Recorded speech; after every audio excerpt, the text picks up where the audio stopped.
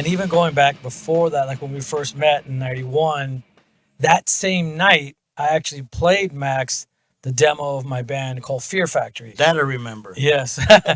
And we went up to his hotel room because he had a Walkman there and he wanted to hear it. And instantly he connected with it. And, but he wouldn't give me back the cassette. And it was my only copy. And it was the cassette that I was actually shopping around this music convention because we were at a music convention. That's what it was.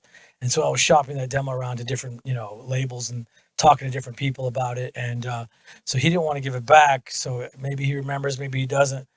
But I had to wrestle him, and I jumped him on his bed, and I got the cassette out of his Walkman, and so I was able to get the copy. And luckily, he told Monty Connor about it, which is the A&R guy at Roadrunner Records at the time, and then we eventually got signed to the record company, Roadrunner. Yeah, I did many interviews back then, and a lot of people would ask me about the state of metal. Like what's the state of metal?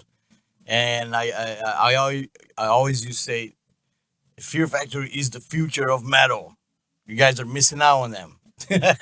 And then Monty signed them, and then their career is amazing. It's awesome, and I was always been a big Dino fan from the riff because I love riffs, more than anything. He can shred too, but the riffs, I think that's the songwriter quality. The riff, the riff molds the song, and it's like I think the riff is songwriting. It's all connected.